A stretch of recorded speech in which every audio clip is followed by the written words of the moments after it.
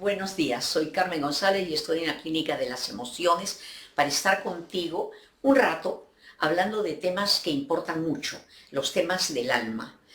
Esta mañana estoy con una amiga, pero además una psicoterapeuta e investigadora de primera, Iris Espinosa Badajoz. ¿Cómo estás, Iris? Muy bien, Carmen, gracias por la invitación. Mira, te vamos a sacar el jugo hoy día. Está bien, haremos limonada de conocimiento. Ya, cuéntame, ¿por qué razón algunas personas se controlan y otras no? Control desde agresiones a la familia hasta personas que se siguen hace 20 años lamentando del tráfico y nunca aceptan que esa es la realidad y que no hay otra y que tienes que tolerar. O sea, ¿por qué algunas se controlan o no? Perfecto. La razón por la cual unas personas se controlan y otras no tiene que ver con dos elementos importantes. El primero, hay una genética. Para demostrar que esto es así, recordemos las razas de perros. Tú sabes que los colis son muy divertidos, los golden retrievers son muy divertidos. Hay otros animales, en cambio, que son serios, como el pastor alemán, como el rottweiler. Hay otros animales que son chillones y escandalosos, como los schnauzer, sin ofender a la gente. Como los schnauzer. Como los schnauzer. Yeah. Hay otros que son picosos de carácter, como los chihuahuas. Hay otros que son destructores, como los beagle. Hay animales diseñados para la caza, porque son temas genéticos. ¿Qué quiere decir eso? Así como heredamos el color del cabello, el color de los ojos, la forma de las manos, los pómulos, la contextura, ciertas tendencias de piel, etcétera, que son características físicas. Ancho de los pies, forma de los dedos. Y que se transmiten genéticamente. De igual manera, también se heredan cierta forma en que tus neuronas se van a conectar. Ejemplo, usted compra una computadora y usted dice, ¿con qué software ya viene? Acá tenemos la estructura de Windows no sé cuánto, de Windows, etc. Apple. Pero faltan los software, ¿verdad? Que hay que llenar. Esa estructura con la que ya viene una computadora es como el gen, o sea, ya hay un armazón. Y te dicen, miren, esta computadora, ese programa no corre porque es muy antiguo, tienen que ponerle ese programa. Entonces, ¿qué pasa? Las personas ya nacemos con una tendencia genética a que nuestras neuronas y nuestros neurotransmisores fluyan de una cierta manera. Claro. Ese es el factor gen. Entonces, ¿qué quiere decir? Que claro, pero esa es la estructura de la computadora. Claro. Ahora faltan los programas. Ahí está, y ahora falta el ambiente. Segundo factor. El ambiente. El ambiente. Entonces, el primer factor de agresividad, a veces hay componentes genéticos. Ahora, estamos a uno hablando... les cuesta más y a otro les cuesta más. Ahora estamos hablando de... Cuando hablamos de ambiente, estamos hablando de crianza. Estamos hablando de la experiencia intrauterina en el vientre y estamos hablando de la crianza. Cuando hablamos de la experiencia intrauterina, nos referimos a qué sintió la madre cuando te estaba gestando. Si la madre tuvo colerones, hay una bioquímica en el niño. Entonces el niño no sabe por qué siente el colerón, pero siente el colerón. Claro, seguramente hay un movimiento, la sangre se fluye. La adrenalina fluye más. La adrenalina, la cortisol va más o menos. El niño no sabe por qué, solamente siente la cólera, la alegría o la emoción que la mamá le transmite. Porque no hay que olvidar que cuando el feto está en el vientre materno, el sistema nervioso de la madre comanda el sistema nervioso del bebé. Luego tienes la experiencia del ambiente. Qué interesante me parece todo lo que estás diciendo. Viviste con padres tranquilos, viviste con padres que no se controlaban. Y ahí tienes el siguiente factor. Entonces vamos teniendo dos, ¿verdad? La genética y el ambiente. Acá tenemos un elemento, digamos, un postre en el cual tú tienes tu pan y qué va dentro. Entonces, acá tenemos lo siguiente. Si tú ya tienes, por ejemplo, una naturaleza que de por sí viene de antecedentes genéticos agresivos, ese ser humano cuando nace le cuesta más controlarse cuando no le dan el juguete que un niño que no tiene esos antecedentes genéticos. O quizás también las identificaciones, porque, por ejemplo, hay familias donde la madre o el padre son agresivos y algunos se pegan al papá y otros se pegan a la mamá. Claro, ¿y por qué nos identificamos con uno y otro? Por la similitud. Me siento más entendido por mi padre que se sulfura porque mi mamá no reacciona, parece fría. Pero en realidad tengo un componente genético. Pero Carmen, cuando hablamos del componente genético, hablamos no solamente de los que han heredado papá, mamá, abuelos, bisabuelos, tatarabuelos. Recordemos el famoso caso de este gran investigador James Fallon, un académico muy reconocido. No lo conocía. Que su tatarabuela fue Lizzie Borden, la famosa asesina psicópata. Y que años después, él, 4 generaciones después, hereda un cerebro de psicópata. Ese es interesante, más no sus padres y tampoco sus hijos. Entonces, ¿qué tenemos acá? ¿Y él también, él llegó a matar? ¿También? No, curiosamente, aquí viene el punto. Él nace con un cerebro de psicópata. tiene pero estructura, el el ambiente fue maravilloso. Claro, el ambiente es Padres, fundamental. madres educados, serenos, controlados, afectuosos, comprometidos, comunicativos. ¿En qué quedó eso? Quedó en una persona que tiene una potencialmente psicópata con unos comportamientos extraños, pero que no desarrolla síntomas de agresividad. Claro. ¿Qué quiere decir? ¿Y cuáles eran los componentes con el comportamiento extraño, por ejemplo? El comportamiento extraño era el siguiente, ¿no? A él le hacen en televisión un reto y le dicen, a ver, doctor Fallon, usted que se ha especializado ahora en una investigación del cerebro de los psicópatas, ¿por qué no hace la investigación de su familia? Entonces, ¿qué hace él? Reúne a 50 miembros cercanos de su familia, hace las investigaciones con un equipo de científicos y encuentran y dicen, doctor Fallon, acá hemos encontrado un cerebro psicópata. Qué raro, dice él, volvamos a hacerlo. Vuelven a hacer, vuelven a encontrar en el mismo individuo. Pregunta, ¿de quién es este cerebro psicópata? El suyo, doctor. Entonces él se sorprende, va donde su esposa y le dice, tengo que decirte que tengo el cerebro de un psicópata. Quizá heredado a mi tatarabuela Lizzie Border. Ella le dice, James, siempre supe que algo en ti no es como los demás. Tienes comportamientos extraños. Cuando vas a las actuaciones de nuestras hijas, las miras con frialdad y te retiras sin decir una palabra. Va donde sus amigos, biólogos como él, científicos, y les dice, no, tengo que informarles que tengo un cerebro psicópata. James, siempre supimos que tenías algo raro.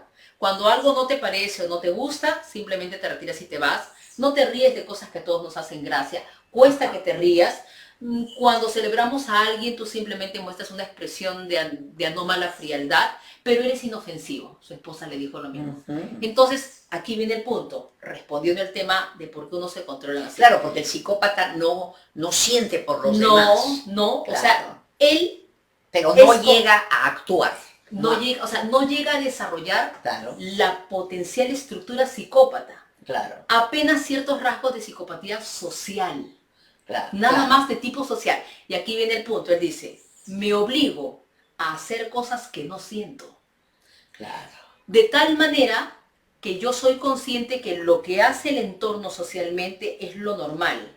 Yo no lo siento, pero me obligo a actuar así por un tema de remodelación neuronal. Porque ahí viene un punto. Uno puede tener una tendencia agresiva, pero uno puede comenzar a tener actitudes y hábitos de no agresivo. La gente se siente mal y dice, yo no quiero sentir rabia. Yo le digo, el problema no es que sienta rabia, el problema es que no la controle. Claro. Entonces, todos sentimos todo. Todos sentimos envidia, rabia, todo, celos. Pero el logro es reconocerlo, porque cuando el cerebro reconoce, la emoción desaparece. Bion dice que solo se controla la emoción con el pensamiento, porque ya estás en otro cerebro. Y aquí vamos justamente a la parte importante que todos tus oyentes y televidentes tienen que saber. Nuestro cerebro tiene 3 niveles de acción, como una empresa que tiene 3 jerarquías. Tenemos el nivel instintivo, donde están los instintos básicos, comer, reproducirse, dormir, el reptiliano. Tenemos el cerebro mamífero, donde están las emociones grupales, las que nos tienen apegados a la familia, y donde se encuentra el apego afectivo. Y tenemos el cerebro pensante, donde están todos los pensamientos racionales que son de carácter humanista y social. La memoria que están más, también, que están más allá del yo. El instintivo dice yo primero, el emocional dice mi familia y yo. Y el cerebro pensante dice la humanidad. ¿Dónde estoy yo? Adentro de la humanidad. O sea, estoy adentro. Claro. Entonces mi pensamiento... Soy una parte. Soy una parte de un todo. Claro. O sea, soy un hígado que pertenece a un cuerpo. En cambio, el cerebro mamífero dice, soy un hígado que está acompañado del sistema digestivo. Claro. Y el cerebro reptil dice, soy un hígado y no me importa nada. Claro. Ya, claro. Ahí entonces viene el punto. El punto es, ¿cómo hago? Porque el control está en el cerebro pensante. Entonces, ¿cómo llego a ese cerebro pensante? Claro, porque si me viene una cólera, una rabia, ¿cómo hago para pensarla? Exactamente. El primer punto. ¿Ya? Nadie puede pensar si no tiene la cantidad de oxígeno adecuado. Si usted tiene un cerebro de 3 pisos y el agua va cortándose, el último corte es en el primer piso. Qué interesante. ¿Cómo es este corte de oxígeno? Claro, esto que tú dices, nunca había escuchado. ¿Qué pasa con el oxígeno? ¿Qué tiene que ver el oxígeno? Listo, acá, vamos a ver. El oxígeno usted... Tiene que ver con la angustia, con la respiración. Y tiene que ver con algo muy importante. El cerebro se nutre de oxígeno y de los nutrientes que son justamente todos los minerales. Por eso la importancia de comer crudos. Porque hay una absorción más directa del mineral en el crudo que en el cocido. Pero el oxígeno es el amo y señor de la voluntad. Nadie puede tener la voluntad de querer cambiar si no respira bien. Claro, por eso es que los orientales le dan tanta importancia. Y yo ahorita me estoy acordando de que yo miro mucho por instinto o por experiencia inconsciente, miro a mis pacientes cómo respiran, siempre. Porque he registrado que hay personas que cuando hablan de sus problemas tienen tanto miedo que es transferido del que sentían por sus padres, que ni siquiera pueden mostrar cómo respiran. Han tenido tanto miedo que hacen así, como que no quisiera que los vieran respirar, y sacan apenas por un huequito así. Y son las personas más temerosas y a la vez más agresivas. Exactamente. Entonces aquí tiene un punto importante. ¿Qué sucede? Vamos a recordar lo siguiente. Si tú tienes poco oxígeno, entonces vas a activar el primer piso de tu cerebro, o sea, el instintivo. Y por eso es que tienes que respirar cuando estás frente a un problema. En cualquier situación crítica. Entonces, lo primero es lo siguiente. Si usted respira así, usted va a activar la parte instintiva. Por eso la gente cuando está molesta hace así. Los niños cuando están llorando hacen... Jadea, el perro jadea antes de atacar al otro. Y aquí viene un punto. Por eso usted observe la naturaleza. Los animales más agresivos son los de respiración rápida. Claro. Respira rápido, agresividad, jadea, nivel instintivo. Pues. Claro. Nivel medio, respiración, inspira, un segundo, expira. Todavía no llegamos al tercer piso, eso le va a activar la parte sentimental. Usted ve una situación, no le quieren dar la silla. Si usted utiliza la respiración rápida, quítate, y bota a la persona de una patada. Claro. Si su respiración es así, usted dice, ya pues, dame la silla, no seas así, qué malo eres mi amigo, no me hagas esto. Usted apela al chantaje emocional u otra emoción de carácter convivencial inmediato que le permita obtener algo. El niño que hace su chantaje emocional y te dice, mamá, por favor, dame pues. ¿Sí? Claro. Pero si usted respira profundo de la siguiente manera, solo por la nariz para que la cantidad que entre y sale sea la misma, usted inspira en 4 segundos, retiene 3 y expira en 4. ¿Por qué retiene? Importante la retención. ¿Por qué? Cuando usted aspira, usted necesita de todos los componentes que hay en el aire, dos importantes, el oxígeno y el carbono. No en el anhidrido carbónico, no, el carbono. ¿Cómo? A ver, repíteme eso. Usted necesita 2 elementos, oxígeno y carbono. Ya. El oxígeno alimenta su cerebro. ¿Qué hace el carbono? Hay que sacarlo. No, el anhidrido carbónico hay que sacarlo, Ya. pero el carbono que está en Ya. el aire, lo necesitamos porque su función es la de expandir no solamente las fosas, las vías respiratorias. Ya. Entonces, ¿y eso entra con el oxígeno? Aquí viene el punto. El oxígeno es más lento que el carbono. Es decir, uno corre una velocidad 7 y el otro corre la mitad de velocidad. Cuando yo inspiro y hago así, primero llega el carbono. Si yo en ese momento boto, no llega el oxígeno, porque primero corre el carbono. El carbono abre las paredes de sus vías y arterias. Por eso Abre le la dicen puerta. retén. Retén. El carbono que hace, yo inspiro, Uh-huh. carbono llegó primero, me abre las vías y todo el oxígeno que está acá entra. Si yo hago así y solo espero un segundo, entra poco oxígeno, porque no dimos tiempo a que el oxígeno llegara y que el carbono abriera. Pero yo no me explico por qué. A mí nunca me han dado esa explicación. Simplemente te dicen retén. Claro, por costumbre va quedando. Claro. Pero yo estaba pensando de que yo me he dado cuenta que cuando tú hablas con oraciones cortas hacia abajo, tú te tranquilizas. Por ejemplo, cuando discutes y yo te hablo en oración, pero es por eso, por lo que tú dices. Porque, por ejemplo, un marido dice, ¿dónde está? Entonces, no te preocupes. Sí. Entonces, ¿qué pasa en ese? Porque cuando tú hablas en do, no en do, re, oye, ¿qué te pasa? No, en do. ¿Qué estás diciendo? Exactamente. ¿Qué es lo que está pasando con la respiración? Es más pausada y usted está dando tiempo para inspirar, retener y expirar. Si usted habla todo el tiempo, no es muy saludable para la respiración porque no tiene los tiempos de Mira que yo había descubierto eso simplemente por experiencia. Por intuición. Le decía, tú hablas, él grita y tú le dices, no me parece, hacia abajo. Claro, si usted habla muy fuerte y dice, ¿qué? usted está botando demasiado oxígeno. ¿Qué? Usted tiene que botar, ¿no es cierto?, por el mismo orificio, es la nariz. Yo hablo, inspiro, retengo y luego expiro. Entonces, ¿qué se está produciendo en ese momento? Ajá. Un balance y una retención al 80% hacia arriba del oxígeno. Qué interesante, el oxígeno, ¿no? entonces, cuando usted respira así, usted activa su cerebro pensante. Aquí viene el punto.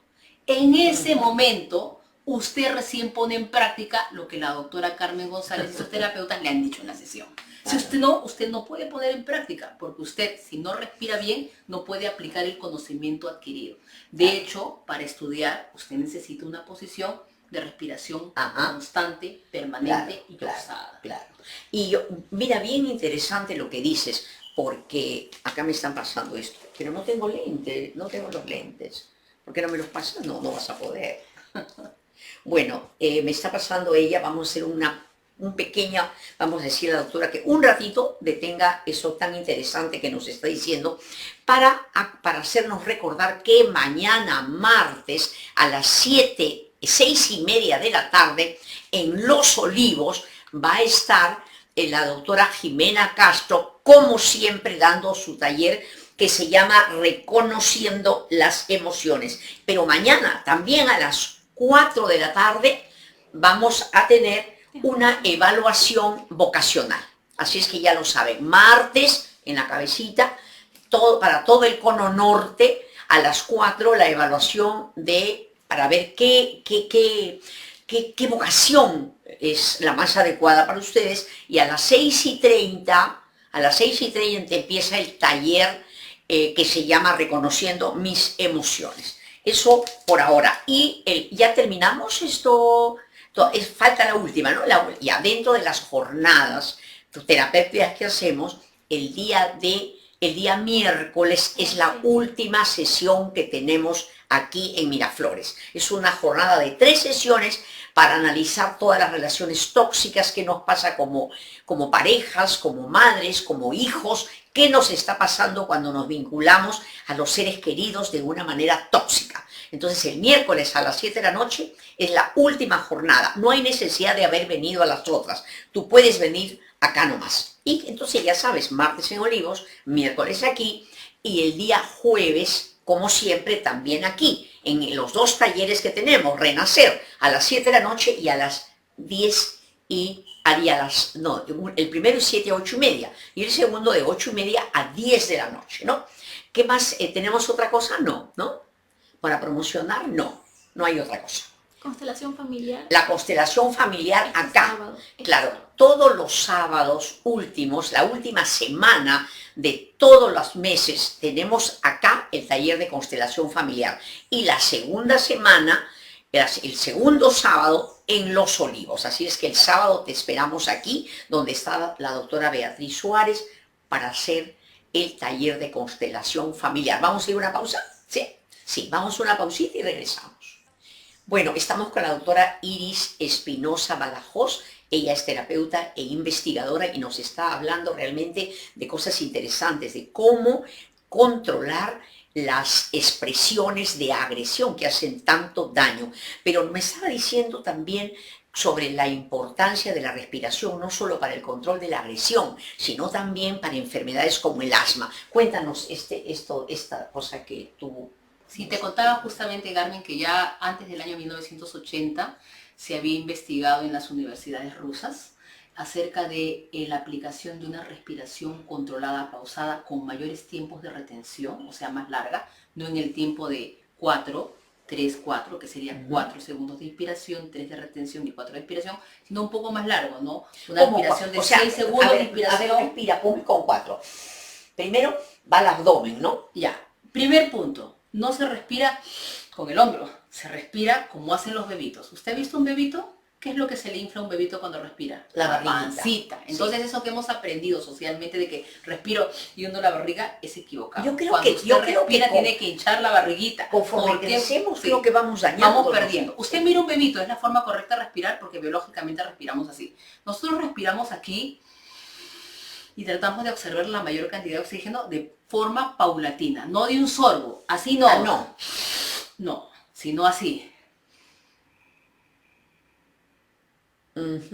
usted va a ver que la barriga se infla y que la caja torácica se expande. Usted no puede respirar bien si tiene el hombro así, lo tiene que tener hacia atrás para que se pueda justamente el esternón y la caja explayar. Entonces respira en una buena posición y usted siente cómo se hincha toda la caja torácica y cómo el oxígeno empuja el diafragma y por eso la barriguita se le redondea como si usted hubiera comido pues 2 buffets criollos durante el fin de semana. Para todos.